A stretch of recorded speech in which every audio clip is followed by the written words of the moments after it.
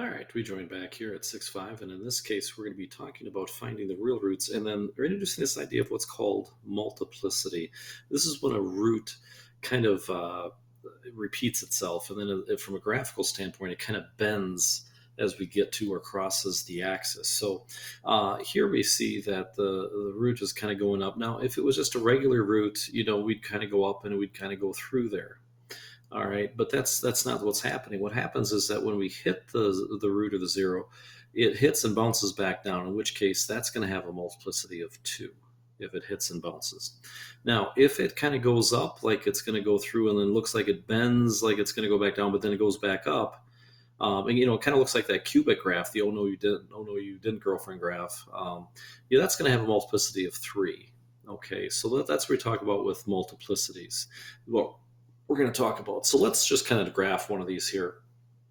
All right, so let's graph this on Desmos. Let's find the real roots. That's where it crosses the x-axis, and then state the multiplicity. So let's go over to Desmos here. I've got this typed in. And look at that. There you go. We can see here that as it graphs, we can see here that right there is where it crosses. Now, you can kind of see how it bends, goes down, and then goes back up. So when we know that it's cubic 3, there's the possibility of having 3 roots. Well, we only have 1 here.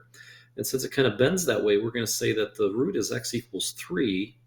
And as a multiplicity of 3 is what we would say on this case. All right, so that's that one.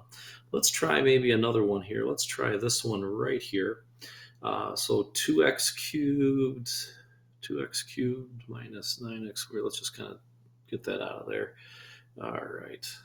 Okay, let's see what we get here. I can get that. Okay.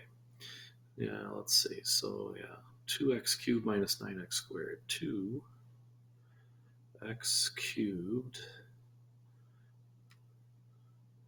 minus 9x squared. Okay, and plus 2. Okay, that's what we got there. All right, so in this case, we could possibly have 3 zeros. Looks like we've got one there at, negative 0.45, one at positive 0.5, and another one at 4.45 is kind of how I'd round that. So those are the 3 zeros. All of them just kind of go through. There's no multiplicity whatsoever. So yeah, those are just the zeros that you get in that case. All right. Maybe we try one more here. Let's see what we got for another one here. Okay. Yeah, let's do a negative 1. Negative 2x cubed. So negative 2x cubed. And let's see, what do we have next? Minus 12x squared.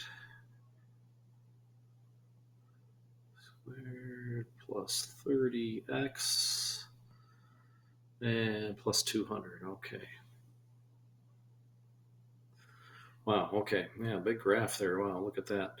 Okay, so now in this case, we might see as many as 3. And kind of you don't see the whole graph, but we don't need to. We just need to see where it crosses here.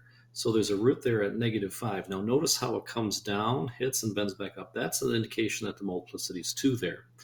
And this one here just goes through straight, no multiplicity there. So the zeros are negative 5 and 4.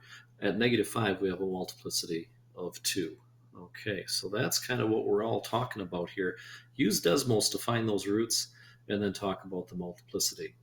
All right, well, there we go. That's it for this time, 6.5. Good luck with the assignment. Have fun with the Desmos. That works out really well. And until